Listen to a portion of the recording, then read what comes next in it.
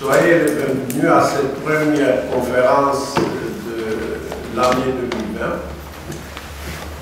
Et je commence par remercier M. Dan Kulcher qui a bien voulu accepter d'ouvrir ce cycle de conférence de cette année. Surtout, le thème qu'il a choisi, c'est un thème de grande actualité, sous différents angles. Le titre de la conférence est assez clair, il exprime bien la problématique qui va être traitée, notamment résistance et reconstruction, conseil pour nos descendants. Nos descendants, parce que ici, la maison roumaine est une ancienne association et ceux qui se permettent de faire part de leur analyse le font, comme le fait Dan Kulcher, dans un but qui est celui de ceux qui ont une responsabilité, celle de transmettre une façon de penser et certaines valeurs, et il s'adresse à la nouvelle génération. Le titre, encore une fois, est bien explicite. La thématique porte sur l'identité sous différents angles, une identité qui est un sujet particulièrement sensible et important, aussi bien pour l'Union européenne, bien évidemment, parce que la diversité est une des grandes valeurs européennes, et ici, il faut essayer de voir quelles sont les différentes difficultés et quelles sont les menaces. Je remercie M. Dan Kulcher, vous avez eu son CV, c'est un écrivain, journaliste, très connu en Roumanie. Il a publié un bon nombre de livres, dont je cite seulement le dernier. C'est lui paru il y a 3 ans, qui a plus de 1600 pages et qui s'intitule « Censure et idéologie dans le communisme réel ». C'est quelqu'un qui a fait une recherche dans les archives approfondies et c'est le résultat d'un travail de recherche substantiel. Je cite encore une de ses grandes réalisations, était le fondateur et le rédacteur de la revue bien connue Vatra de Târgu Mureș. Et Dan Kulcher a collaboré à un grand nombre de revues aussi bien en Roumanie et depuis 30 ans, depuis qu'il est réfugié en France, dans des publications et dans divers médias, des publications comme Cahiers de l'Est, Lupta Bire, des publications liées à l'émigration de l'Europe de l'Est, mais il a collaboré également à Radio France Internationale, à TF1, la 5, etc. Je n'insisterai plus sur sa biographie et je crois que je m'arrêterai là et je vais prier M. Kulcher de prendre la parole. Merci. Je vous remercie. Je commence debout et puis je noter le texte. Je vous remercie pour votre présence, évidemment. Et je veux commencer par un petit détail autobiographique. Ici, pas très loin, rue Gay-Lussac, en 1987, l'année de mon arrivée en France, j'ai été dirigé par des personnes qui voulaient m'aider, pour m'intégrer, vers une association qui s'appelle, et qui existe toujours, France-Asie. C'est une petite association dont le but c'est d'aider des gens qui viennent donc d'Asie, forcément, pour apprendre la langue française. Moi, j'avais certaines connaissances de cette langue, mais ceux qui m'ont dirigé vers cette association, c'était pour me trouver un premier travail en Et c'était un travail très intéressant. C'était le travail d'homme de ménage pour un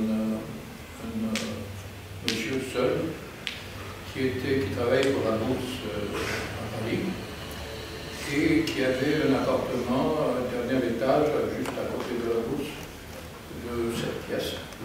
Ce qui faisait beaucoup de travail pour moi, mais j'avais aussi le privilège de pouvoir bénéficier de son téléphone, ce qui m'a permis de rechercher par téléphone gratuitement, parce que c'était intégré, disons, dans mon service, d'autres possibilités de travail.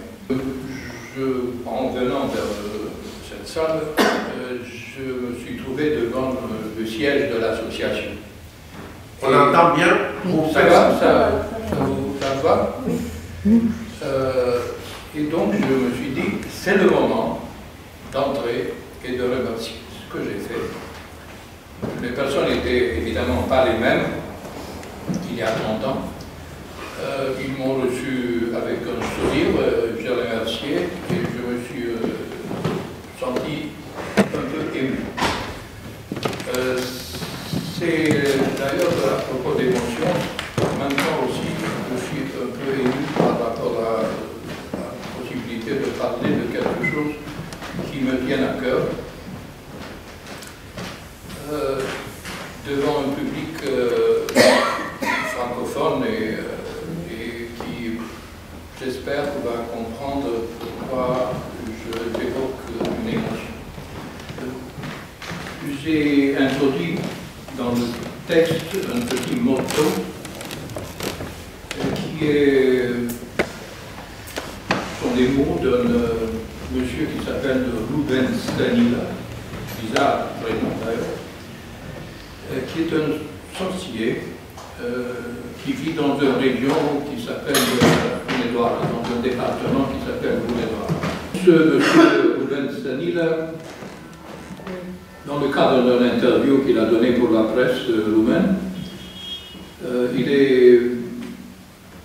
il a dit quelque chose de très simple. Il a dit juste la stupidité qui n'a pas de remède. Donc, mon discours, c'est contre la stupidité, en fait. J'essaie de trouver des remèdes pour cette stupidité.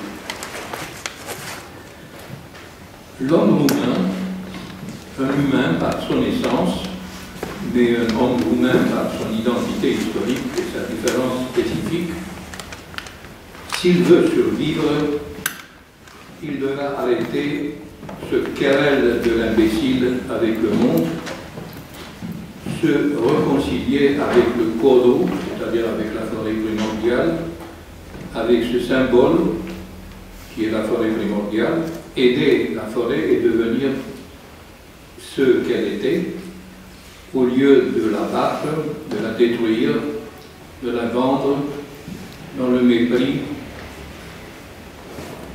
et la stupidité.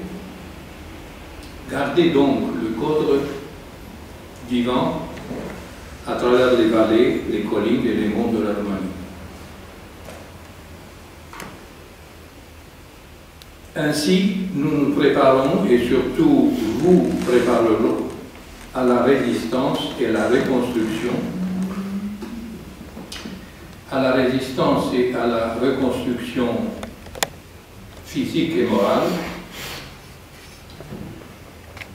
Excusez-moi, mais c'est mieux avec des lunettes quand même.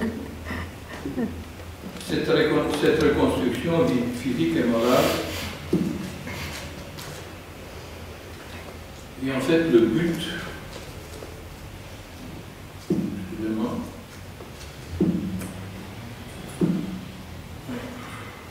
j'ai fait un saut sur le texte et donc du coup la tonalité n'est pas bonne.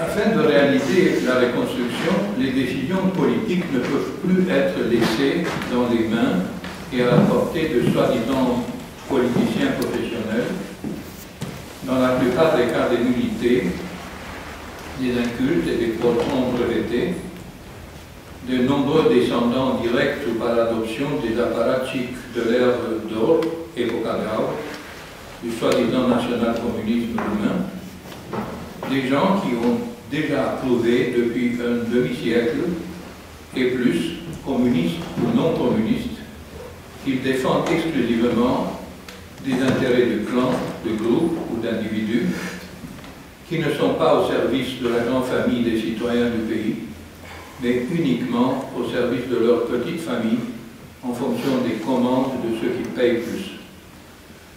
Les politiciens que vous connaissez construisent leur carrière par la démagogie et l'opportunisme, le népotisme, le vol, les pourboires et la corruption. Les exceptions sont trop rares pour un si grand besoin de personnes honnêtes dont en réalité ce pays où nous sommes nés ne manque pas. Même la soi-disant société civile, à travers les associations qui prétendent vous représenter, n'était pas à la hauteur du rôle qu'elle avait assumé, des espoirs dont elle était investie après 1989. Il ne nous reste donc qu'à prendre notre destin dans nos mains, de mettre notre esprit à contribution, c'est-à-dire à assumer la gestion du pays. Pour cela, en constatant clairement l'échec des méthodes utilisées depuis un demi-siècle et plus, nous devons inventer des nouvelles méthodes et proposer des projets nécessaires. Comment? Je n'ai pas de recette, et même si j'en ai une, je ne pense pas avoir à la proposer ici. Au contraire, je suis là juste pour vous inciter à chercher, vous et vos familles, à chercher ensemble des solutions adaptées à la nature et au lieu, à notre nature et à nos traditions, pour reprendre une évolution organique. Ne pas appliquer de modèles étrangers à l'esprit du lieu, ne pas traduire les constitutions d'autres pays, comme les politiciens l'ont fait avant aussi, et depuis 1945, en adoptant un modèle soviétique, puis un modèle français, tous deux inadéquats car conçus pour d'autres esprits, par d'autres esprits, en d'autres lieux et à d'autres moments, à d'autres fins. Je ne peux que répéter ce qui a été et devra être notre préoccupation commune. L'envie de réapprendre l'espoir, de réactiver l'imaginaire social, de rêver les yeux ouverts, de travailler. Le principal effort individuel et collectif doit être orienté vers la recherche des méthodes efficaces de résistance à l'uniformité qui nous menace. Le communisme était une idéologie de l'uniformité. Le libéralisme de la mondialisation conduit au même dénominateur commun. D'autres générations sont dans la souffrance. Elle aspirait à cette uniformité du modèle occidental, présentée par les nouvelles idéologies de l'universalisme comme une diversité. Elle, ces générations, aspiraient à un idéal de liberté individuelle opposé au collectivisme communiste. Mais maintenant, les plus jeunes, bombardés par des discours idéologiques plus insinuants, n'ont même plus la force de s'opposer au nivellement biologique et l'acceptent souriant comme les bienheureux et les fous. Les générations d'après-guerre en souffrance ont célébré le moment venu, une révolution qui s'est avérée être en fait une restauration. Les plus jeunes se sont débarrassés pleins d'enthousiasme des séquelles de l'universalisme communiste, mais puis, par égoïsme, inattention et en hâte, sous la pression des organisations, des associations de type ONG, financées par l'étranger, qui sont les nouveaux bureaux de la propagande, ont accepté sans l'esprit critique des modèles proposés et puis imposés par toutes sortes d'organisations supra-étatiques. Ainsi, les plus jeunes se sont débarrassés, comme s'ils étaient inutiles, de toutes les valeurs communautaires, celles qui donnent de la cohésion à une société, sans laquelle nous ne sommes même pas une horde, mais juste des enfants errants, au bord d'un groupe d'animaux puissants et adultes, les enfants qui seront à la merci des attaques des bêtes rapaces qui rôdent autour. L'illusion de la liberté de la presse, des pétitions, des manifestations, de l'organisation associative fonctionne comme une ivresse, comme une drogue. Ainsi, les véritables modes de gouvernance sont masqués, ceux basés exclusivement sur le rapport de force, sur les réseaux de complicité. Parce qu'au-delà de toute idéalisation, dans les groupes humains se maintiennent obstinément des comportements de horde et de bête. Le but de notre action sera de préserver notre identité. Quelle identité? Avons-nous le droit de parler d'identité dans le cas d'un peuple, en particulier dans le cas de peuple comme celui des Romains, dont on sait qu'il est composé de couches de Daces, de citoyens colonnes, de militaires romains, des Slaves et d'autres peuples migrants plus ou moins sédentarisés ultérieurement? Vous trouverez bien sûr des esprits rhétors pour vous demander si vous n'êtes pas envahi par un discours d'extrême droite. Je vous dis non. Mon discours, c'est seulement un discours de saturation extrême et droite.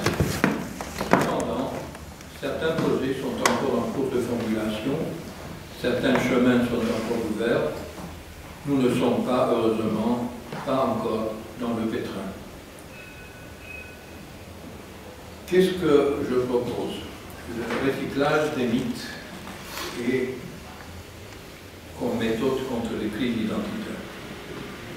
Le point de départ de mes réflexions sur l'identité, dans le cadre de l'existence en exil de plus de 3 décennies, est l'observation des problèmes psychologiques et comportementaux causés par les pertes de substances identitaires chez les individus et les efforts que ces individus font lorsqu'ils sont conscients, à cause des états négatifs vécus, pour retrouver leurs racines et leurs substances identitaires. L'hypothèse sera développée de façon analogique. Je parle de l'idée banale que les souffrances des individus, leur crise, se reflètent dans le comportement de la communauté à laquelle ils appartiennent. J'utilise délibérément le mot communauté au lieu de nation, afin d'éviter une discussion fallacieuse sur la définition de la nation. Mais que se passe-t-il lorsque les phénomènes de crise d'identité n'atteignent pas le niveau de notre conscience? Comment les individus ou les groupes réagissent-ils? Comme dans toutes les situations analogues, des dérivés, des contournements sont recherchés, des transferts sont effectués dans d'autres domaines de comportement de crise. De là, nous croyons, avec les psychosociologues qui traitent de cette catégorie de phénomènes, surgissent les actes de violence, le déni d'autorité, la désintégration morale, la difficulté d'intégration sociale, avec des conséquences graves sur l'ensemble de la société à laquelle ils appartiennent. Plus grave encore, en tant qu'entité mondiale, la société, la socialité elle-même est touchée, travaillée, attaquée par des phénomènes de la crise morale mondiale, par les conséquences dramatiques de nos efforts d'adaptation dans le cadre des crises économiques cycliques et chroniques. Les observations partent de l'analyse de mon propre comportement, de l'observation des membres de la famille, et dans des cercles plus larges, de l'attention portée aux populations immigrées en France et à leurs descendants, au milieu desquels je vis ou je travaille depuis 1987. Le comportement de la première génération peut être imprégné soit par le désir intense d'intégration, par une suridentification, comme une sorte de rejet cutané, soit même par le renoncement à soi-même. Des notes parallèles de xénophobie apparaissent contre d'autres éléments allogènes et hétérogènes qui sont parfois exprimés même par des options politiques extrémistes que certains politiciens locaux utilisent et manipulent. Le nombre d'étrangers naturalisés d'origine européenne ou extra-européenne et européenne qui figurent sur les listes des candidats proposés par le Front National de Jean-Marie Le Pen et ses successeurs n'est pas seulement l'expression d'une astuce politique visant à éliminer l'application de racisme ou de xénophobie, mais aussi aussi l'expression d'un phénomène intensif de francisage. C'est bon, inventé comme ça pour dire ce que je veux dire. Lorsque l'opportunisme dépasse les limites habituelles jusqu'à devenir une identification compulsive au modèle. Les individus deviennent ou veulent devenir plus catholiques que le pape. Dans les autres camps politiques, contrairement au jacobinisme traditionnel, des phénomènes inverses sont exploités, le refus de l'intégration totale à travers un multiculturalisme programmatique, des minorités inassimilables, apparemment, qui cachent le programme d'intégration politique, apparemment démocratique, républicain, traditionnel, lorsque ces groupes ghettoisés se transforment en masse de manœuvre des socialistes ou des communistes locaux. La deuxième génération est affectée par la crise identitaire. Elle adopte des comportements accessoires ou au contraire des révoltes, s'exclut de la société majoritaire afin de retrouver une identité négative. C'est ce que j'appelle la souffrance des descendants. La révolte contre le père, celui qui ne peut plus transmettre des éléments identitaires, qui a perdu son autorité, la relation avec l'identité originelle, abandonnée par la dislocation, devient le comportement dominant. La révolte contre la société découle de la première. On aurait pensé que ces phénomènes ne concernent les différents groupes immigrés que lorsque, en réalité, l'ensemble de la population d'un pays est touché par des crises d'identité.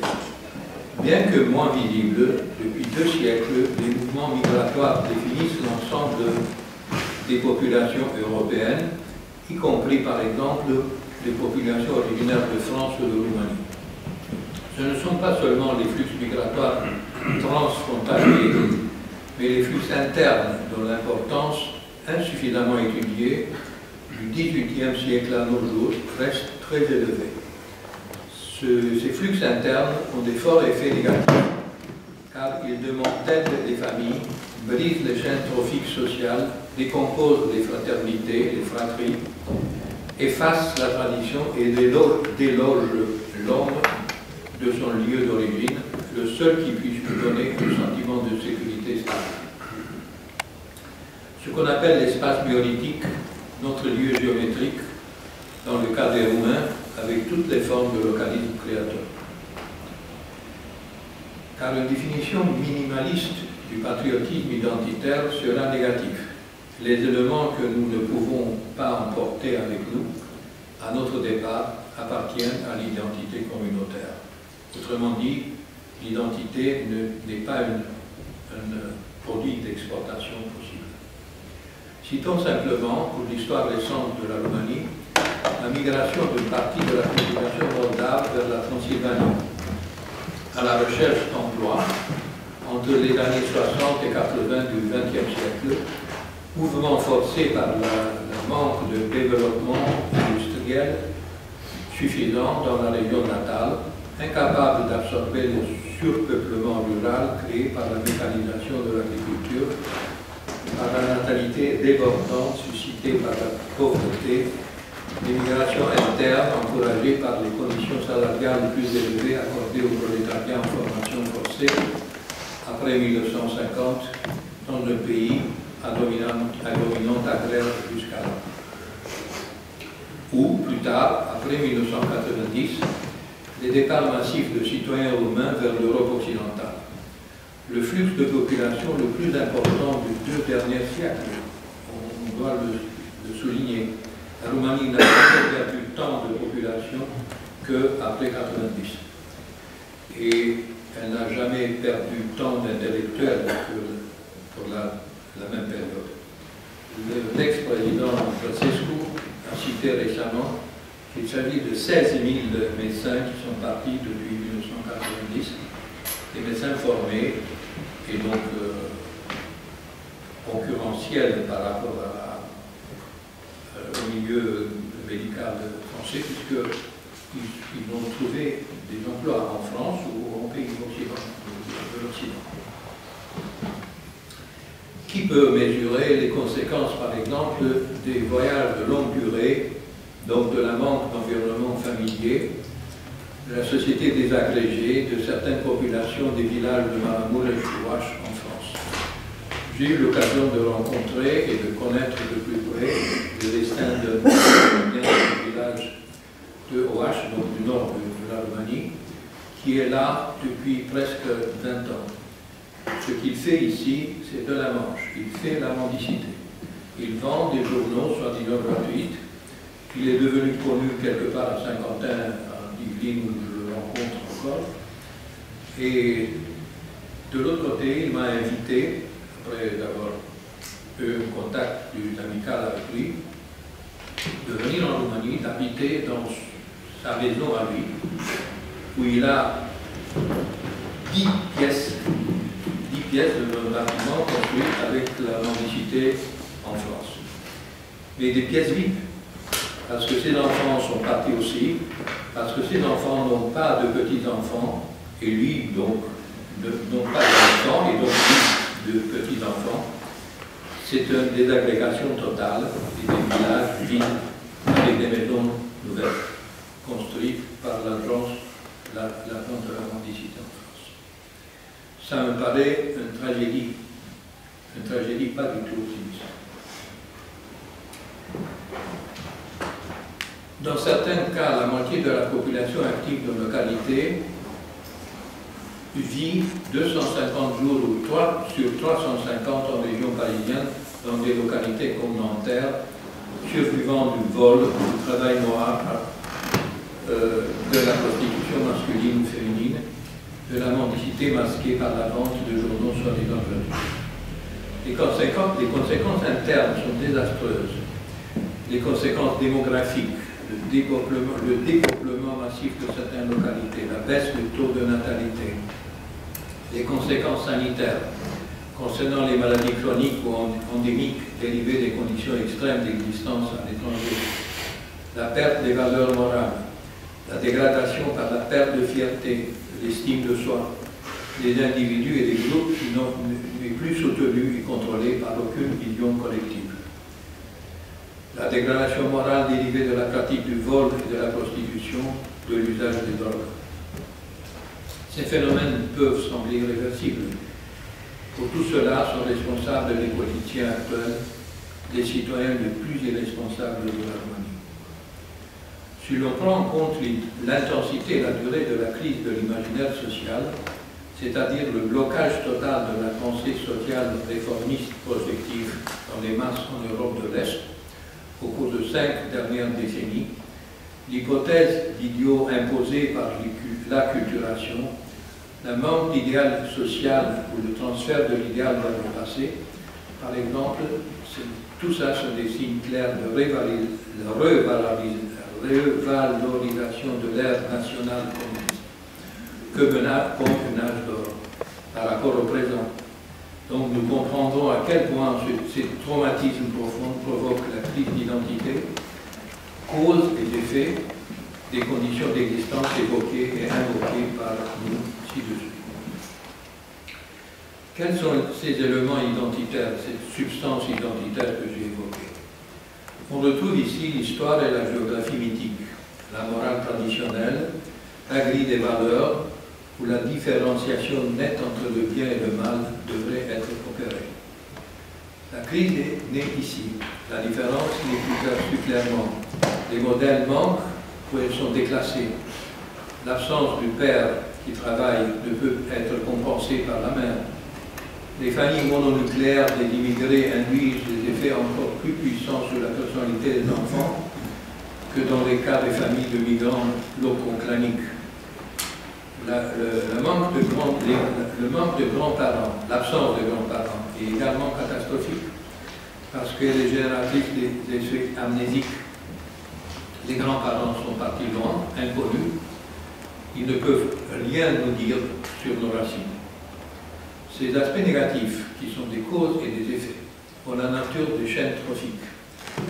Nous les avons appelées chaînes trophiques sociales et nous considérons que l'humanité se nourrit non seulement de denrées alimentaires, mais aussi, surtout, de substances psychiques. Il faut prononcer le nom de Stéphane Lukashku, qui est un philosophe d'origine roumaine, qui a vécu et qui a écrit en français, dont une des œuvres importantes s'appelle Les trois matières, où il fait la démonstration de l'existence d'une troisième matière qui est la matière psychique, qui n'est pas donc non-matière, mais matière palpable. Briser les chaînes trophiques sociales a des échos dans toute la structure du pays. Sur le continuum individuel, famille, microsocial, humain. La décomposition humaine est la principale conséquence. Au niveau microsocial, tous ces phénomènes ont été observés séparément, mais leurs manifestations n'ont pas été analysées et mises en relation avec des phénomènes analogues du continuum macrosocial et communautaire. Le lien profond n'a pas été suffisamment analysé. Comme si le passage, la translation par analogie, aurait un seuil insurmontable. Au nom de l'esprit critique et de la lutte contre les séquelles nationales communistes, les cultures d'Europe de l'Est sont sur le point d'abandonner tout système de défense, de jeter par-dessus bord, comme étant des revues du communisme, les dernières valeurs spirituelles spécifiques qui ont survécu sous le rouleau compresseur bolchevique, pour le meilleur et pour le pire, à la faveur d'un universalisme post-communiste, néo-impérialiste, néfaste.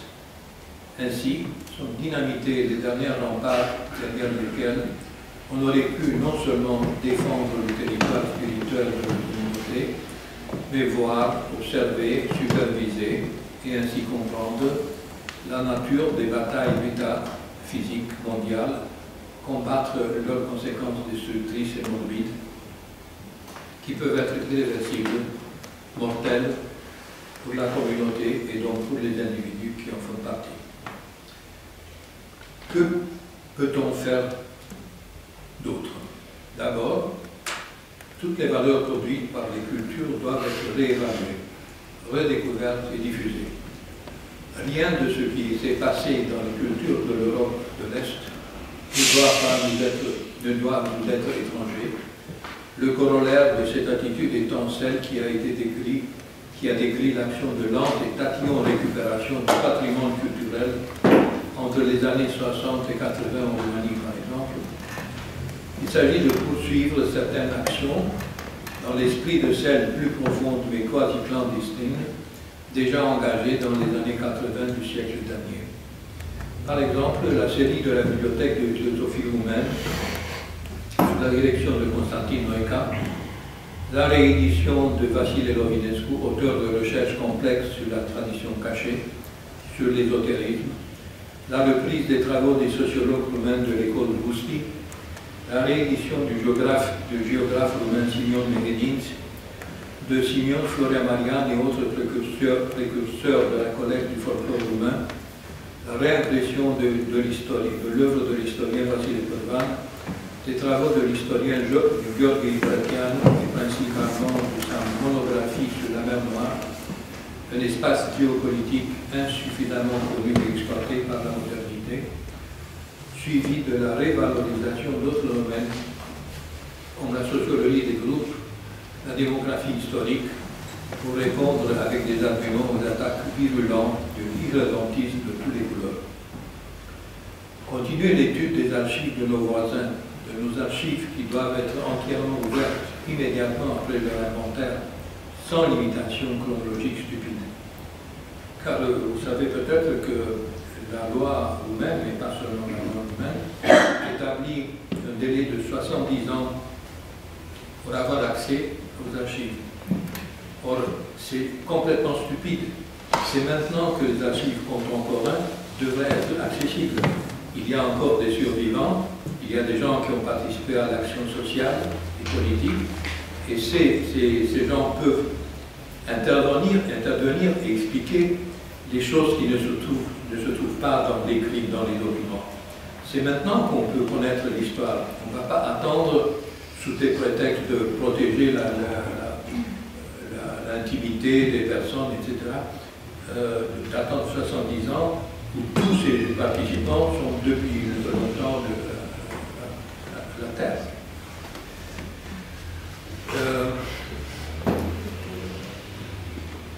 Car un mémoire social historique et historique inerte et intangible est tout aussi dangereux sur le plan social que l'amnésie.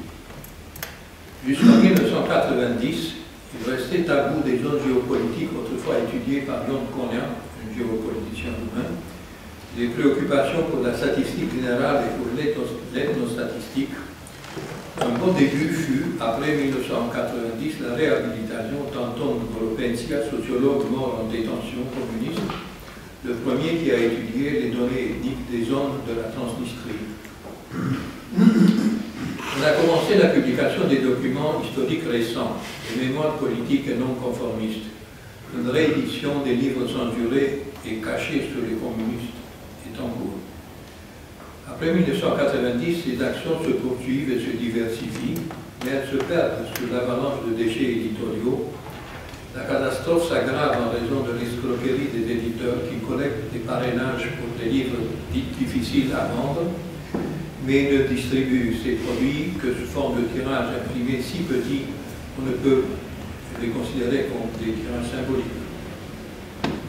Ces titres sont invisibles sur le marché du livre en Roumanie en raison de la perturbation du système de diffusion centralisé, qui était centralisé par l'État communiste autrefois, remplacé par des réseaux privés devenus des entreprises au lieu de services nationaux. Ces livres ne sont pas même présents dans les catalogues des bibliothèques, car le système de l'institution du dépôt légal n'est plus respecté. De l'ultra-centralisme communiste, nous avons viré à l'ultra-désordre.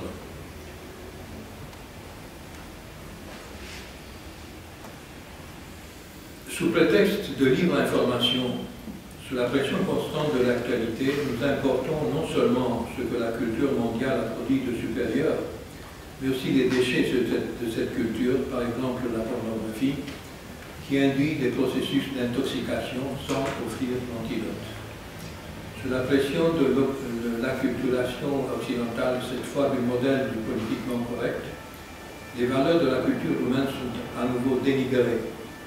Le cas de Mircea Vulcănescu est notoire. Dans les termes des anciennes chasses aux sorcières des tribunaux du peuple, sous le contrôle de l'occupant russe et de ses serviteurs du type Silviu Lucan et Iulian Farina. En même temps, sous prétexte de l'obligation de privatisation, on a détruit des structures organisationnelles de l'économie d'État centralisée, planifiée, qui étaient relativement dynamiques, sans que les institutions et les entreprises spécialisées puissent prendre leur place ou, lorsqu'elles existent, pratiquer une politique de prix accordée aux réalités. Un exemple. La production de livres en Roumanie revient à peu près au même prix qu'en Occident. France par exemple, par rapport au salaire évidemment, le salaire de roumain, car elle est principalement basée sur du papier importé. Au début, c'est-à-dire entre 1990 et 2000, une grande partie de la production locale de papier semble avoir disparu, même si les usines de pâte et papier existaient encore, devenant la propriété d'étrangers. Dans certains cas, le papier est importé d'Italie ou d'Autriche, mais probablement elle est produite en Roumanie avec de la cellulose d'origine locale après son exportation. Exportation probablement uniquement formelle, sans quitter les entrepôts des anciennes usines roumaines.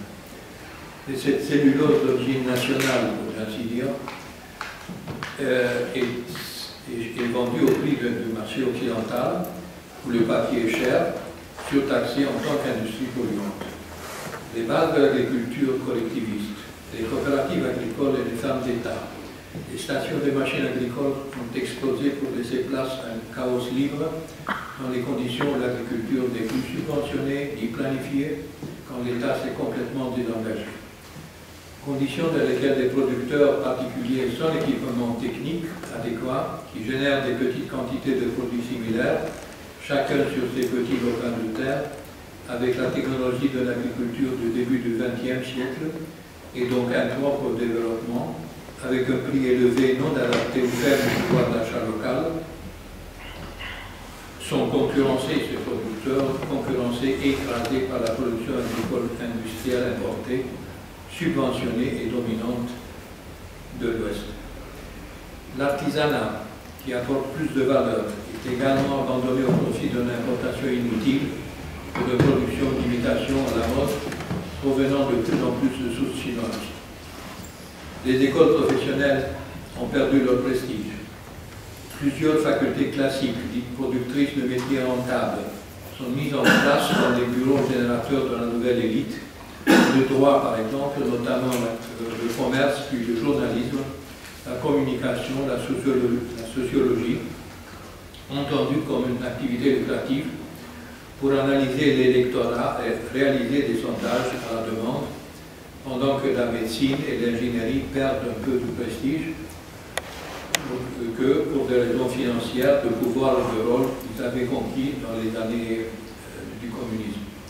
La Roumanie, comme j'avais déjà évoqué, exploite ses médecins et ses ingénieurs sans aucune contrepartie. La nouvelle classe politique est recrutée par les diplômés des facultés improvisées post-révolutionnaires, celle qui est surproduite dans les catégories socio-professionnelles montantes, surreprésentées, des avocats, par exemple. Elle déséquilibre non seulement l'échelle des métiers, mais aussi des mentalités, des idéaux, par la recherche du gain facile et par la manipulation des lois devenues des objectifs de carrière. Mais l'aspect le plus inquiétant est la vente du territoire communautaire. Il ne s'agit pas de mettre en service, ces terrains pour une exploitation plus rationnelle, mais de vendre des terres agricoles et forestières, le sous-sol avec ses ressources en pleine propriété à des citoyens étrangers. Il ne s'agit pas de motiver la xénophobie qui peut être engendrée par cette situation. Mais nous exprimons notre profonde préoccupation car de nouveaux propriétaires désintéressés de maintenir l'équilibre écologique dans un territoire où ils agissent comme des criquets, ces propriétaires imprudents détruiront ce qui n'est pas leur pays, accompagnés et soutenus par certains citoyens irresponsables, citoyens roumains irresponsables. Ce qui provoque des effets destructeurs sauvages et terribles de la nature par la négligence totale du facteur temps, déversement de cyanure dans les rivières, déplacement des populations et dommages environnementaux, modification irréversible du paysage. Le cas le plus connu est celui de Roche-Montana, mais il y a des centaines d'autres peu ou inconnus car moins médiatisés. Ce ne sont donc pas seulement les étrangers, mais tous ces citoyens roumains qui ignorent au nom de la rentabilité immédiate tout souci de préservation et de renouvellement des ressources naturelles, notamment les forêts et les rivières.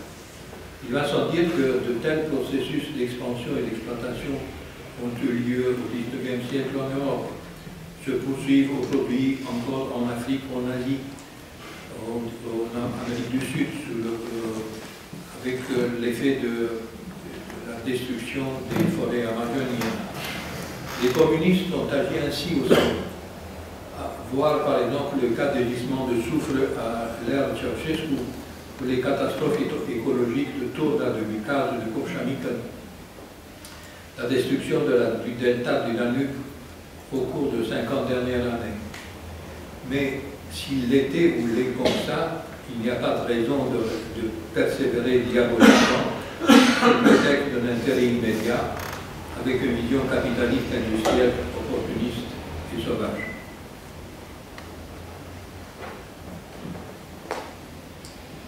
J'essaie de raccourcir un peu. Et maintenant, qu'est-ce qu'on peut faire?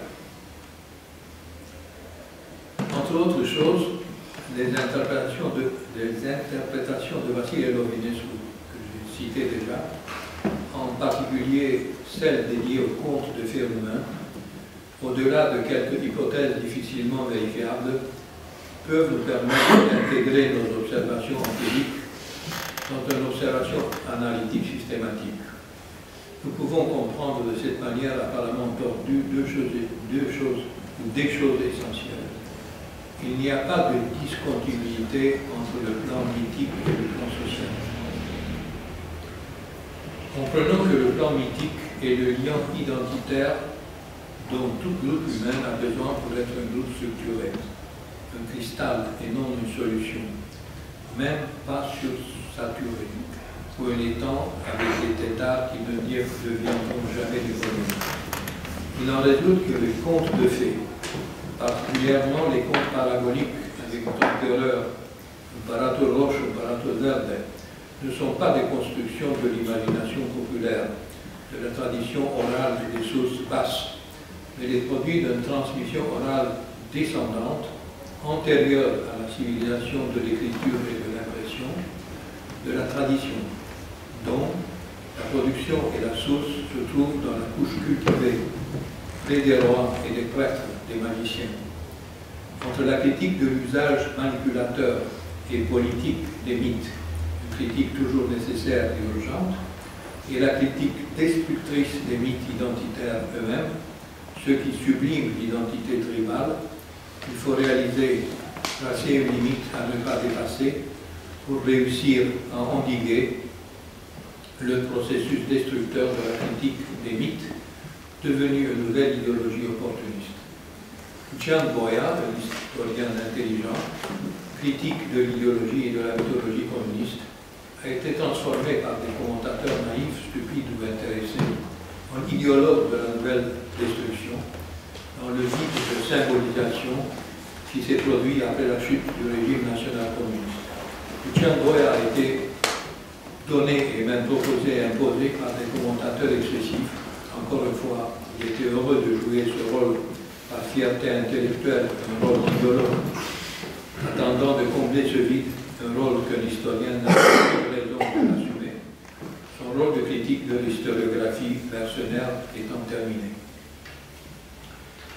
Bien que pas suffisamment approfondie et explicite, dans la recherche des zones vraiment vulnérables, nous mentionnons une des exceptions des réserves critiques d'un point de vue historique, porté par l'historien Ion Aurel Pope de Cluj, actuellement président de l'Académie roumaine, au travail démystifiant sur la mythographie communiste de l'historien Lucian Boya.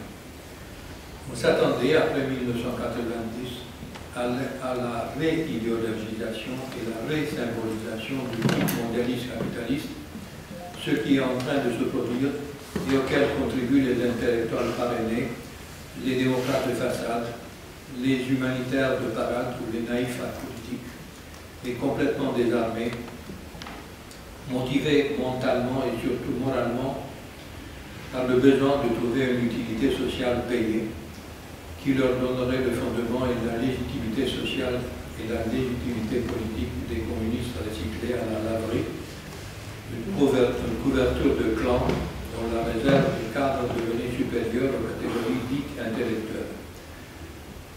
La presse de l'opposition, anciennement dite dissident, est devenue le bastion de la nouvelle idéologie opportuniste. Les signaux d'alarme que la communauté donne et que nous avons évoqués, ainsi que la lucidité projective et prospective, nous poussent à croire que quelque chose doit être fait pour ralentir et arrêter le processus de désintégration sociale. Au moins pour permettre la stabilisation institutionnelle en Roumanie, comme dans d'autres pays de l'Europe orientale, en renforçant le système juridique indépendant et en freinant l'exportation de nouveaux capitaux vers les marchés financiers occidentaux. Cette stabilisation est nécessaire et doit être recherchée, donc inventée, car à travers la diffusion culturelle et la réinitialisation, les mythes se trouvent et se rétablissent à la base de la société au début de la chaîne trophique. Cette action de résistance et de reconstruction ne peut être uniquement le rôle de l'État, d'un parti au pouvoir et de l'opposition, pas même le rôle de l'école. Certains organismes sociaux ou institutions ont naturellement tendance à utiliser les mythes à des fins politiques, et les objectifs politiques ne sont pas des objectifs d'intérêt général, bien qu'ils le doivent être. et ces organismes se sont proclamés des défenseurs de valeurs fondatrices qu'ils redéfinissent périodiquement. Le phénomène d'irradiation des mythes fondateurs, à partir de centres d'initiatives différentes, connus ou inconnus, visibles ou invisibles, peut être la voie royale. Les risques sont ceux connus: l'augmentation de l'influence des sectes, des différentes sociétés secrètes qui récupèrent mais aussi dégradent les mythes, transformés en marchandises, en manipulation politique. Mais les risques doivent être assumés et compensés. Mircea Eliade, Carl Gustav Jung, Julius Evola, René Guénon, Gilbert Durand ont été parmi les rares penseurs européens à reconnaître la présence des mythes dans les formes dégradées de la modernité, dans diverses activités humaines et collectives. Des adeptes des ovnis au groupe de jeunes guerriers du paintball, les couleurs de la guerre. Ils ont tenté de reprendre le chemin de la tradition et d'expliquer les fondements de la socialité humaine. Certains sociologues, comme Michel Maffezoli par exemple en France, ont étudié les activités humaines mythographiques et les solidarités tribales reconstruites ou inventées, sur les fondements desquels ces activités sont basées. Les intellectuels, philosophes, ethnologues, historiens ou sociologues romains ont recherché, révélé et exploité la pensée mythique. De Nicolae Densușanu à Vasile Părvan, ou Nicolae Iorga, de Mircea Eliade à Constantin Noica, de Vasile Lovinescu à Edouard Pamphile, Doru Godescu, Petru Sacchi, pour citer que quelques noms, sans oublier les scientifiques, les ethnographes et anthropologues étrangers, comme par exemple Eugène Pitard, intéressé par la culture de l'humain. Les intellectuels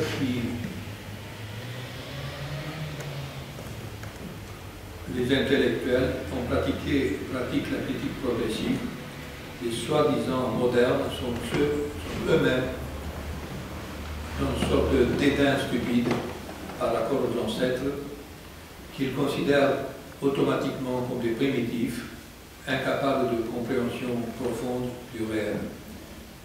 Toute lecture normale des textes philosophiques, littéraires, historiques ou géographiques de l'Antiquité, de Socrate à Strabon, de Saint-Augustin à Nicolas Cusanus, prouve que ces auteurs n'ont jamais souffert de bêtises ou de primitivisme, mais peut-être seulement de manque d'information.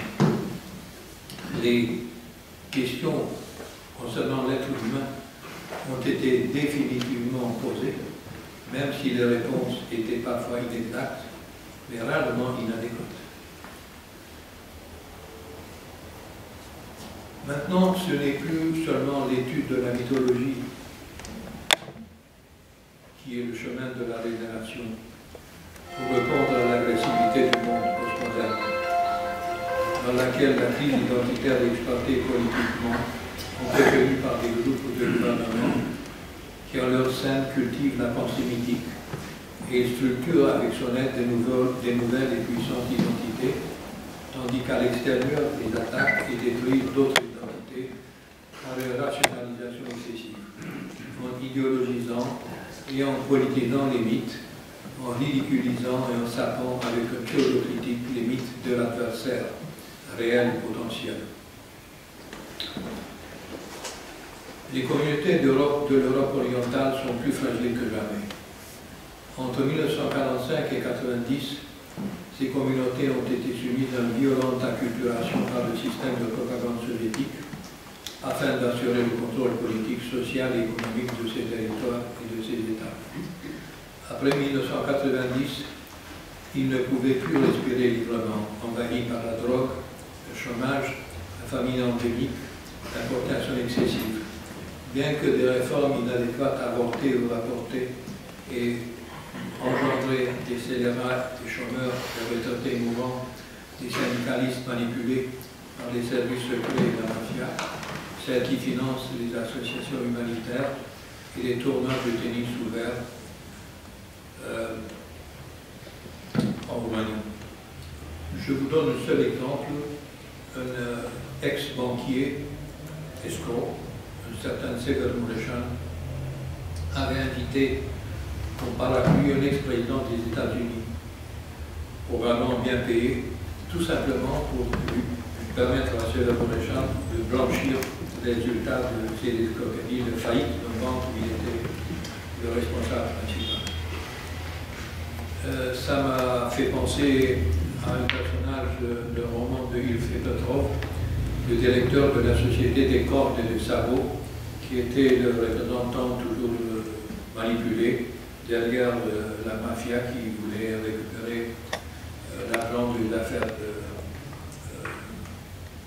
Louche. Le président, comme je l'ai évoqué, c'est Bouche Vert.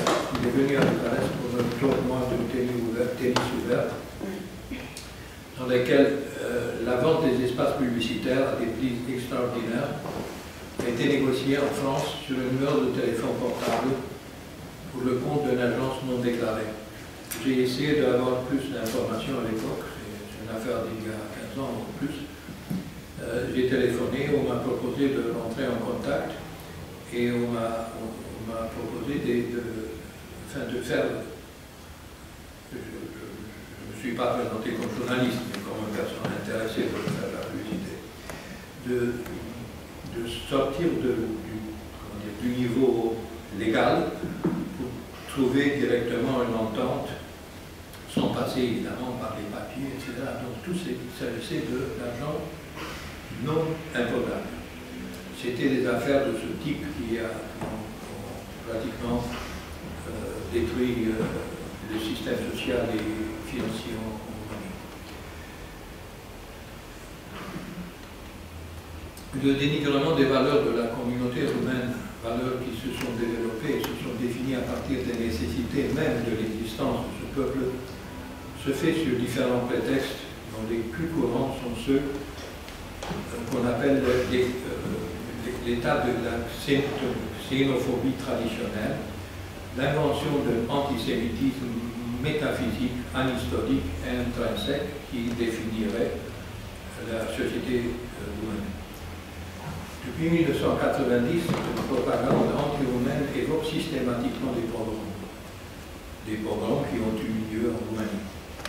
Ces pogroms, comme le nom slave l'indique, étaient des actions violentes anti-juives spécifiques pour la zone de résidence située en Russie. En Roumanie, ce genre de violence était exceptionnel, lié à des faits de crimes de guerre, 3 dans le siècle. Donc, à partir de cette situation historique où il ne s'agit pas de nier l'existence des violences, mais de là à transformer une société comme étant une société antisémite. Oui. Société endémiquement antisémite, ça me paraît quand même une exagération.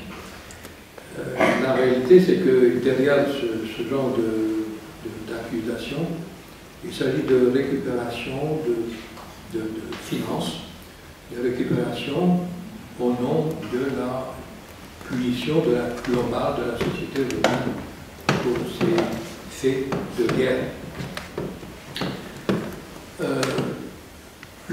L'écrivain qui est un exilé, M. Paul Goma, a décrit les sources de ce fait de guerre dans un essai historique qui s'appelle Sotamona Rocher. L'apparition de ce livre a provoqué immédiatement une réaction violente contre l'auteur, ancien dissident, anticommuniste, qui a été accusé d'être antisémite parce qu'il a osé évoquer des faits historiquement prouvés, dans lesquels l'antisémitisme violent d'un groupe humain qui étaient les réfugiés et les soldats de Bessarabie a été expliqué pour éviter justement l'accusation globale.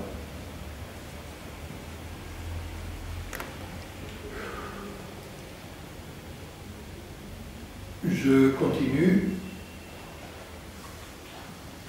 quelque chose qui évoque une sorte de complexe d'infériorité que nous nous sommes infligés à nous-mêmes à travers nos intellectuels de service, complexes d'infériorité qui sont méticuleusement exploités par la propagande d'autres nations en notre défaveur. Il serait ridicule évidemment de tomber dans les griffes de la paranoïa nationale.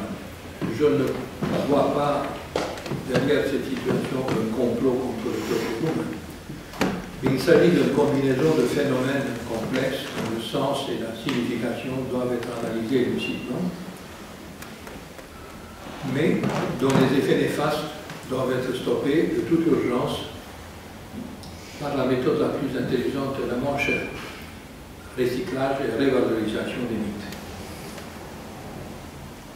Pour toute autre solution, réforme économique, lutte contre la corruption, récupération de l'instinct créatif par le travail, blocage des exportations des capitaux, reconstitution et moralisation de la classe politique, contre-propagande, recherche scientifique fondamentale et appliquée, l'argent est nécessaire. Il faut beaucoup d'argent. La question c'est... Nous sommes confrontés à la nécessité de reconnaître dans le recyclage des mythes un acte d'autodéfense, de survie, de culture de l'esprit et de la spiritualité sans lequel nous retombons dans l'état des animaux. Seul l'esprit est universel, mais il s'incarne dans des identités. Il n'y a pas d'identité humaine mondiale, mais seules des identités régionales ou étatiques, c'est-à-dire des communautés ethniques, des seules qui peuvent être comprises et maintenues en équilibre, pour le moment, les seuls où l'individu, libre et effrayamment seul, je ne sais pas si on peut dire ça, peut se sentir solidaire et protégé. Protégé contre la maladie de la perte de l'être, c'est-à-dire dans notre espace et dans notre temps. Il convient donc de connaître la tradition, c'est-à-dire la loi non écrite, et de faire les lois dans cet esprit-là, puis de les respecter dans leurs lettres et dans leur esprit, car ces lois sont les seuls instruments de résistance et de reconstruction. Nous sommes tous fils de la terre et des eaux, au-dessus desquelles l'esprit a soufflé, comme l'orage au-dessus de la face de la mer. Je me sens privilégié, pas à travers des titres et des ragots, des carrières et de la famille. Je me sens privilégié parce que j'ai eu l'occasion de voir des bois flotter sur Bistrița Budona. J'ai entendu comment l'arbre des montagnes descendait vers les rivières. Je sais qu'est-ce que c'est le hike. J'ai vu des jours manger des fruits en même temps que moi, de l'autre côté d'un arbuste, d'une touffe de framboise. J'ai couvert dans les bras, avec mes bras, dans les forêts primordiales, au pied des Pietre le Doamne et aux montagnes de Ralou, des arbres plus épais que le tronc de 3 hommes matures. Il y en avait encore des arbres, j'espère qu'ils en resteront. En pensant à ces événements normaux, mais qui peuvent être lus comme miraculeux, j'ai pu résister au pays du soleil couchant, qui ne m'a pas reçu comme son fils. Afin de résister, je m'adresse à vos seigneuries. Vous aurez besoin de connaître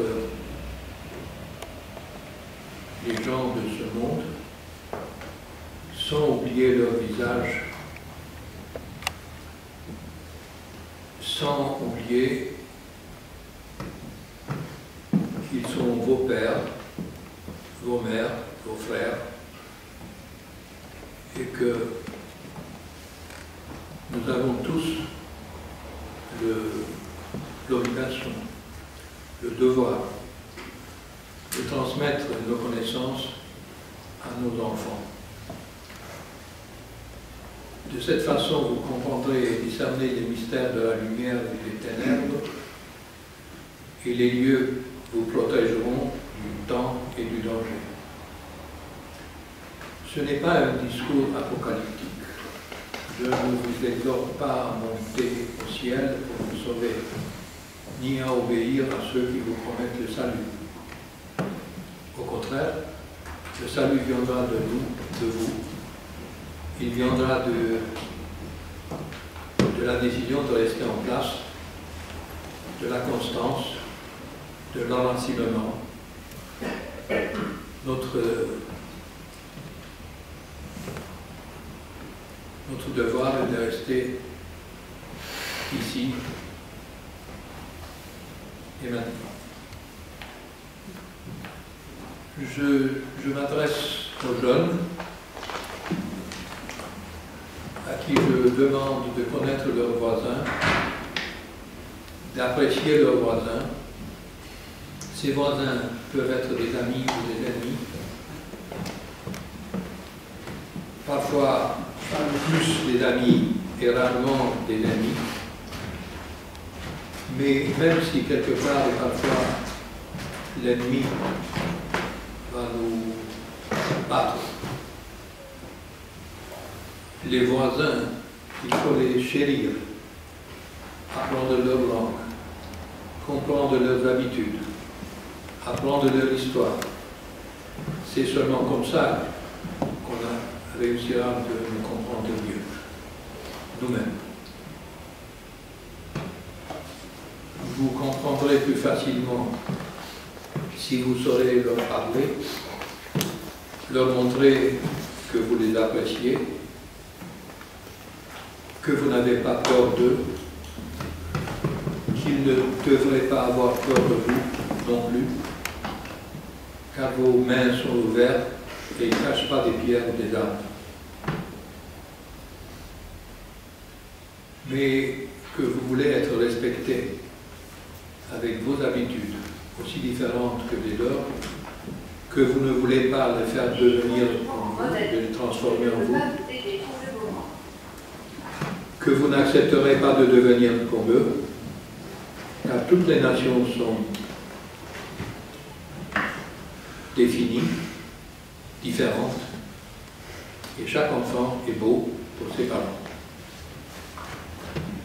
Ne vous laissez pas donc contrôler par ceux qui se proposent comme intermédiaires. Ils essaieront souvent d'utiliser leur position privilégiée pour se mêler, pour s'interposer entre vous et les voisins, inventer des dangers, des complots, pour gagner leur propre avantage, pour créer des soupçons. Les voisins ont besoin de savoir que vous comprenez leurs paroles, que vous êtes au courant de leurs projets, qu'il vaut mieux être ami avec eux, car vous êtes voisins, plutôt que de chercher des amis éloignés, complices dans un instant. Avantage temporaire de pouvoir de la richesse. Rejoignez les gens de votre nation, avec eux vous ferez des cocons d'enfants que vous méritez de rassembler et de regarder. Mais n'ayez pas peur des femmes des voisins et de leurs maris.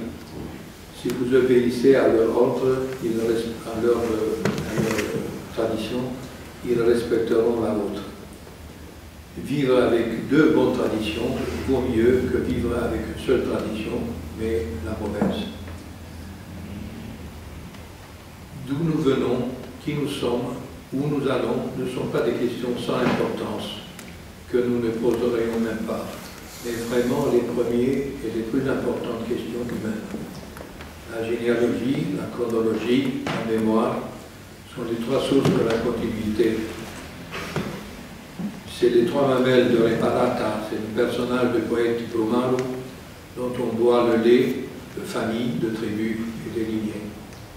Les sources visibles sont les archives, n'acceptait jamais que l'accès aux archives et aux anciens livres soit interdit ou limité, ni que la censure idéologique ou économique s'installe, sous aucun prétexte. Les puissants du jour essaieront de le faire afin de gagner le contrôle de la mémoire et nous faire obéir. Ce n'est pas honteux de durer. Les signes du ciel, de l'eau et des terres sur lesquels le vent sifflait, pour être connus de vous, pour les extraire de vieux livres ou de la bouche des parents, sont nécessaires même avec une certaine violence.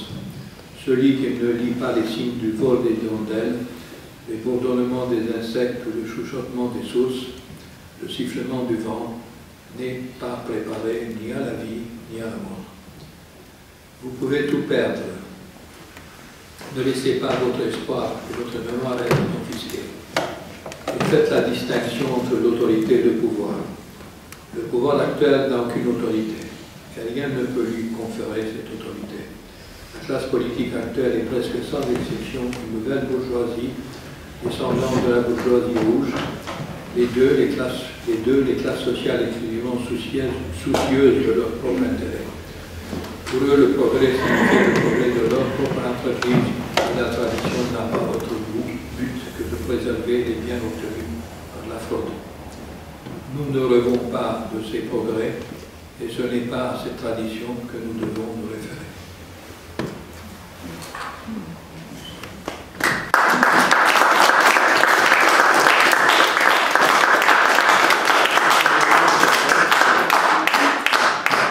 Je remercie beaucoup M. Dankucher pour ce survol assez extraordinaire d'une problématique excessivement complexe et vaste.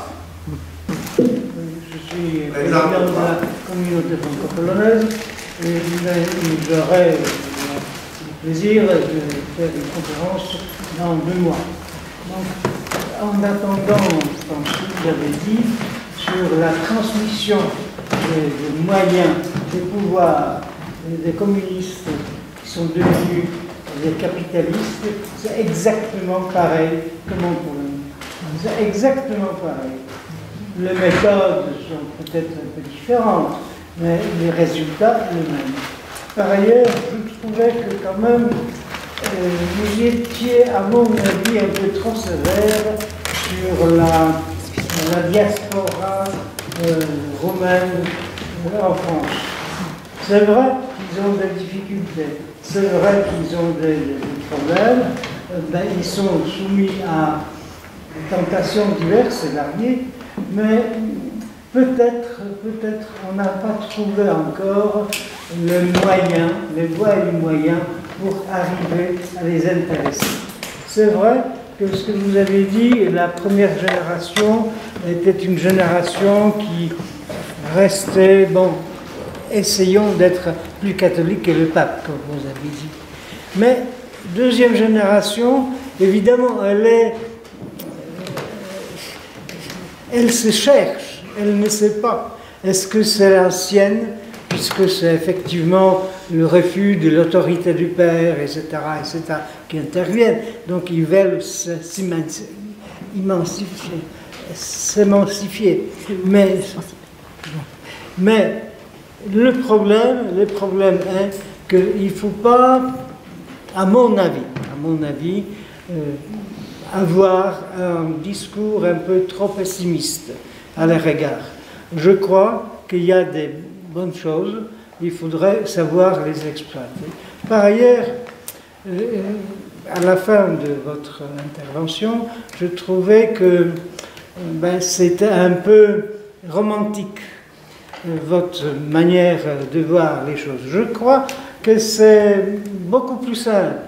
C'est beaucoup plus simple, les choses, les difficultés des gens sont issues d'une tradition lointaine, qui ne sont pas toujours très clairement définies. Donc c'est ça le problème. Alors ensuite, évidemment, vous avez parfaitement raison, l'identité. Je crois que communauté nationale, il ne faut pas en avoir peur. Parce que c'est c'est vrai, national, il ne faut pas avoir peur de nationalistes, etc., parce qu'on vous collera toujours une étiquette. Mais savoir ce qu'on est, pourquoi on est et qu'est-ce qu'on veut, je crois que il faut privilégier ce discours-là, parce que trop romantique, bon, c'est un peu le passé, et trop sévère peut décourager. Merci. C'était la plume de l'écrivain. D'autres questions? Sinon, peut-être je me permettrai de faire une remarque. Je crois qu'en fait, pour mettre l'accent et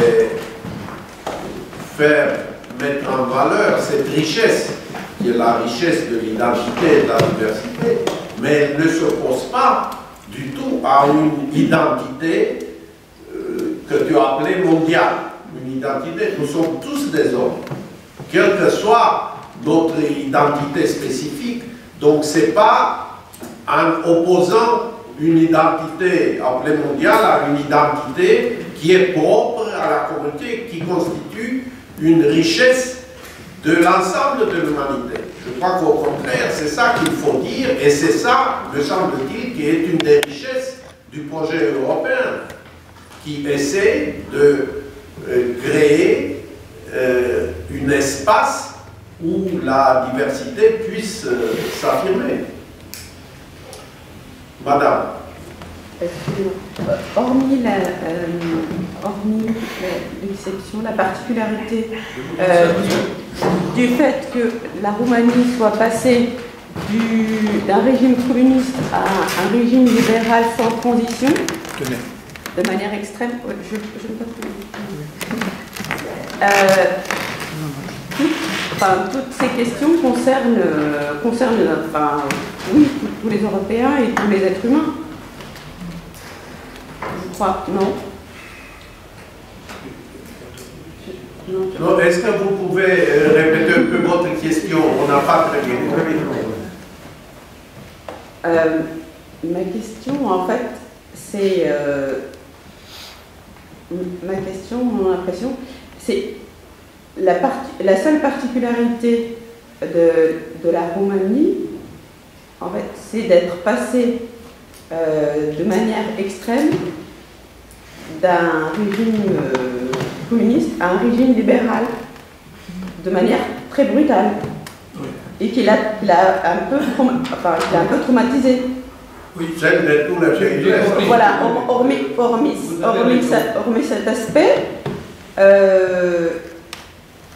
et qui montre effectivement la violence de notre système, tout ce que vous avez dit, c'est valable aussi pour tous les pays européens et pour tous les pays. Et justement, et peut-être que je pense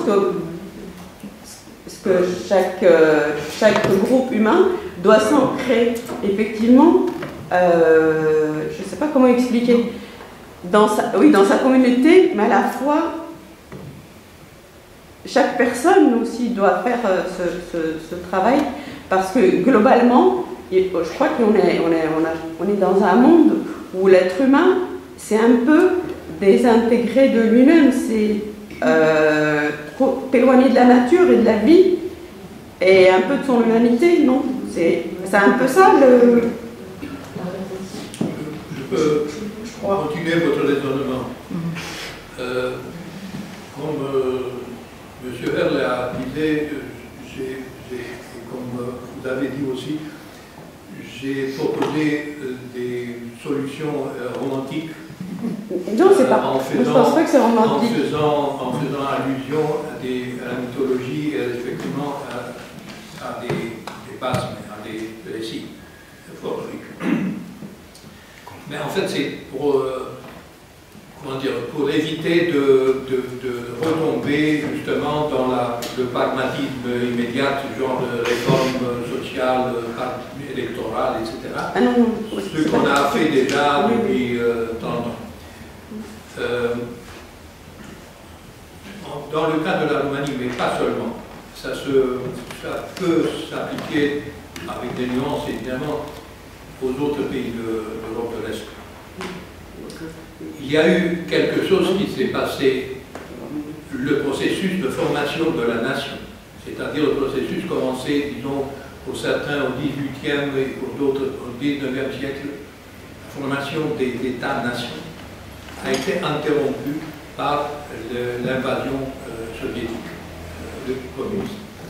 C'est-à-dire qu'ils ils ont voulu remplacer le modèle qui était en train de se constituer et de se maturiser avec une solution universaliste qui en fait c'était un contrôle impérialiste au nom de la Russie, puisque c'était la couverture idéologique pour une réalité qui n'était pas du tout universaliste, et au contraire, c'était une application dans le plus clair style impérialiste, colonial, avec un territoire qui est devenu colonie interne européenne de l'Union soviétique. Donc l'interruption de ce processus a des effets tardifs.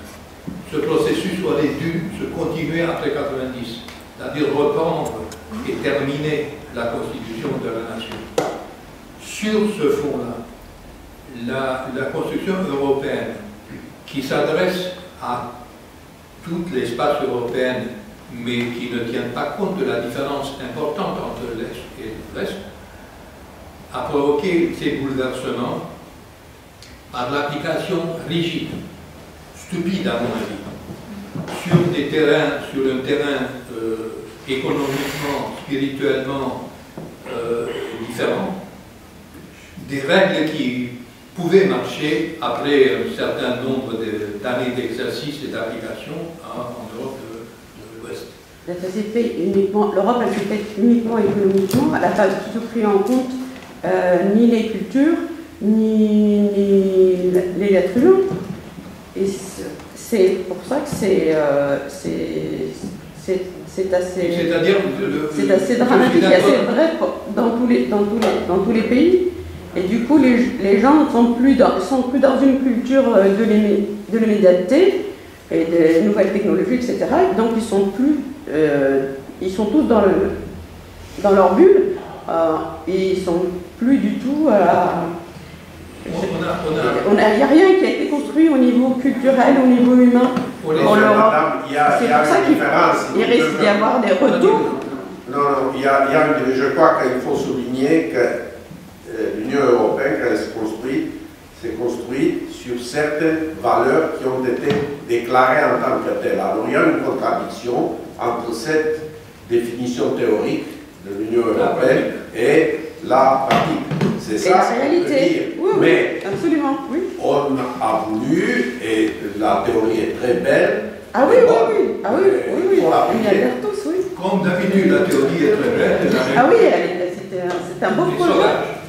Qui ne tiennent pas compte de la théorie. Oui, c'est un beau projet. Mais ce que vous dites, effectivement, c'est que tout ça risque d'amener les gens à une sorte d'extrêmes, des extrêmes qui sont en train de monter dans toute l'Europe, voire dans tout le monde entier, parce que justement, il n'y a plus cette... il n'y a plus ces racines, il n'y a plus cette humanité acceptant, je ne sais pas comment expliquer, c'est ce que vous avez dit, je ne sais pas comment le redire. Il y a aussi d'autres questions, madame, pardon, je vois. Madame a raison. Et je trouve qu'on vit aujourd'hui une époque de déstructuration totale, même au niveau de l'histoire. Regardez les manuels de l'histoire du collège et vous allez voir que l'histoire, ce qu'on appelait en temps, entre guillemets, le roman national, est complètement oublié et on construit autre chose. C'est-à-dire l'histoire ne compte plus. Ça, c'était une question à propos de ce que Madame a soulevé. Mais moi, je voulais vous demander, ici, on est tous d'une génération un peu avancée, pour ne pas dire autrement. qu'est-ce qu'elles pensent, les jeunes générations de tout ça. Les jeunes générations intellectuelles en Roumanie. Est-ce qu'elles sont intéressées par cette reconstitution de l'histoire? Est-ce qu'elles sont intéressées par cette unité de mentalité, d'origine commune, qui soit révélée, et pas seulement révélée, qui prospère, qui continue à prospérer, à remplacer tout ce qui a été fait pendant le communisme et qui a essayé de déstructurer. Moi, je suis vraiment très pessimiste quant à l'intérêt des jeunes générations sur l'histoire du pays, sur les valeurs très belles, mais un peu romantiques, disons, que vous avez souligné. Est-ce qu'elles sont réceptives à ça? Je peux... Moi, je voudrais que vous me disiez le contraire. Oui, j'ai bien compris votre inquiétude. Je ne pense pas que vous avez raison. Je suis plus optimiste que vous dans ce domaine, mais avec un petit réserve. La question qui se pose, c'est qu'en réalité, ce qu'on voit, ce qu'on entend, c'est un groupe, ou des groupes, jeunes intellectuels plus ou moins occidentalisés, qui sont très vociférants, qui parlent fort, qui ont des moyens, qui utilisent les réseaux sociaux, etc. Et la presse se fait écho de la présence des actions et des attitudes de ces couches de jeunes. Ces jeunes-là sont ceux qui sont comme ça, donc sont le résultat d'une éducation post-communiste, égotiste, c'est-à-dire individualiste, et qui en réalité il oscille entre le discours de on veut partir, on va partir parce que c'est à l'extérieur qu'on va trouver notre bonheur, et le discours, disons, critique par rapport à la pratique locale. Donc c'est ce qu'on voit, les manifestants à Bucarest particulièrement sont ceux-là. Mais il y a toute une frange très importante quantitativement qui ne se voit pas, dont on ne parle pas. Il existe, il y a des publications, des blogs, des sites, etc. Malheureusement, ces jeunes-là, donc cette deuxième catégorie, sont très attirés par, comment dire, par les méthodes violentes. De changement, de changement politique, c'est-à-dire par l'extrême droite, dans l'esprit de l'extrême droite, ce qu'on appelle l'extrême droite. Donc ces gens-là sont saturés par le discours dominant et ils réagissent, mais ils réagissent mal. C'est pas la bonne. Ils réagissent mal parce qu'ils ne croient plus dans le système démocratique strict. Parce que les résultats de la démocratie, on les voit. 30 ans de démocratie formelle ont donné ce qu'on voit. La kleptocratie qui s'est installée, etc. Donc la réaction extrémiste de ces gens est très dangereuse. Ce n'est pas du populisme, c'est plus que ça. Si on n'arrive pas à récupérer et leur donner une manière plus intelligente de réaction, leur proposer des méthodes plus intelligentes de réaction, on va se retrouver devant des extrémistes qui vont faire pas des coups d'État, mais des bombes. C'est partout. Ça n'existe pas seulement dans les pays, anciens pays communistes, ça existe partout. Non, c'est partout. C'est la contestation de tout système. C'est ce qu'on appelle les antisystèmes. Peu importe. Et ça, c'est un danger social global. Mais c'est dans toute l'Europe, voire dans le monde entier. Partout, dans le monde. De Hong Kong jusqu'à Bucarest et de... C'est l'être humain qui se déshumanise complètement. ce n'est pas plus optimiste non plus. Exactement. Donc, on reste toujours optimiste, on reste toujours pessimiste. Quelle est la partie optimiste? C'est-à-dire, à mon avis, c'est l'action individuelle qui peut, les contacts, c'est-à-dire au lieu de stigmatiser ces gens, stigmatiser ou dire il faut les exclure parce que c'est des violents, etc. Il faut aller vers eux. Qui sont exclus? Non, mais je veux dire, il y a des discours comme ça qui disent l'extrême droite doit être. Il faut aller vers eux pour comprendre et pour modifier leur comportement, leur proposer des solutions viables dans le cadre d'une vie politique normale, c'est-à-dire sans bombe.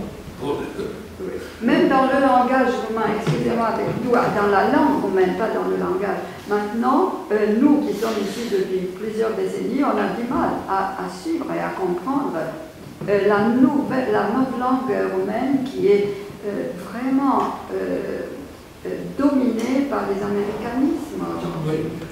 Mais ça devient épouvantable en France. C'est pas tout à fait dangereux comme on dit. Excusez-moi, c'est moins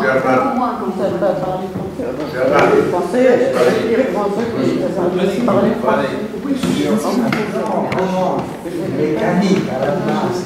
Il y a un drame terrible dont on parle.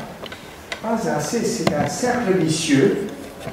Nous avons depuis 30 ans un régime qui abaisse les valeurs, justement, c'est le mot-clé de l'association, qui ne respecte pas les valeurs de démocratie, de humanité, etc. Et qui fait que les jeunes s'en vont. Ils s'en vont pas seulement pour gagner davantage, ils s'en vont pour échapper à ces saloperies qui règnent dans ce pays. Et donc, il y a un cercle vicieux parce que c'est ceux qui se révoltent qui s'en vont. Donc, je me souviens du président Iliescu qui disait, s'ils vont s'en aller, bien sûr qu'ils s'en aillent. Pourquoi? Il est bénéficiaire de ce mouvement. Parce que, encore une fois, les opposants à Iliescu s'en allaient. Donc, c'était mieux, il restait les autres qui l'acceptaient. Donc, j'ai vu maintenant dans les journaux quelque chose d'extrêmement positif. Pour la première fois, là, depuis quelques semaines, on parle d'action du gouvernement pour faire revenir les jeunes partis à l'étranger. Qu'est-ce que vous en pensez? Si on veut changer quelque chose, il y a un petit espoir que quelque chose se passe. Mais une des clés, ce serait de rétablir les valeurs. Je ne sais pas avec quels moyens on peut réattirer ces gens, ces jeunes qui sont partis, mais je vous donne ce que j'ai fait concrètement. Je collabore avec un informaticien qui habite en Roumanie, mais qui a quitté la Roumanie en 90, parce qu'il était très impliqué dans des mouvements politiques après 90 et il s'est trouvé menacé de mort. Donc il est parti au Canada, il a passé quelques années, il a fait un doctorat aussi en informatique au Canada et il est revenu pour lutter sur terre, sur revenir et transformer localement quelque chose. Bon, 30 ans plus tard, il a un rapport très négatif avec son projet, mais ça c'est une autre affaire. Mais il a eu une idée, et moi je pense que c'est une bonne idée, faisons l'inventaire de ce qu'on a à l'extérieur. Donc c'est très concret. L'inventaire de ce qu'on a à l'extérieur, c'est-à-dire tous les intellectuels qui sont maintenant dans toutes les universités du monde. Il y a des centaines, si pas des milliers de gens qui ont fait des doctorats, qui sont des carrières universitaires dans tous les domaines de l'activité humaine, dans les domaines scientifiques les plus pointus, pas seulement dans les mathématiques qu'on se vantait il y a quelque temps, disons que tous les gens qui ont gagné des concours de maths sont à l'étranger, mais dans tous les domaines, de la biophysique jusqu'à ce que vous voulez. Eh bien, il faut commencer par faire l'inventaire. Et j'ai proposé au président de l'Académie, M. Jonas Repop, en ensemble avec mon ami, de construire une base de données qui est relativement facile à faire. C'est-à-dire, tous ces gens ont des CV dans les sites des universités du monde, donc il suffit de mettre un système de recherche automatique qui va retrouver des données du genre le néontomanie ou je ne sais pas quoi, et on va le trouver. Après, il faut s'adresser à ces gens-là, trouver les moyens pour les contacter, pour leur proposer un projet, etc. Je veux dire qu'il y a un seul pays, à ma connaissance, qui fait ça, qui fait déjà ça. C'est l'État Israël. Oui. Cet État a une politique avec ses ressortissants et avec la communauté qui devrait être un modèle extraordinaire pour nous tous. Non seulement qu'il faut des bases de données, qu'ils ont déjà ces bases de données, mais ils proposent des aides de l'État à ceux qui sont à l'étranger pour soutenir, donc pour collaborer avec l'université locale, je ne sais pas, de Pennsylvanie, je ne sais pas où, et donner de l'argent. Et pour ça, je répète, il faut de l'argent. Maintenant, il faut peut-être commencer par faire des commentaires non seulement des scientifiques eux-mêmes qui sont partout, mais des capitalistes eux-mêmes, pour voir s'ils sont capables de comprendre quelque chose. Bien sûr. Et après d'avoir fait l'inventaire, faire une démarche auprès de ces gens-là pour consolider quelque chose dans ce monde.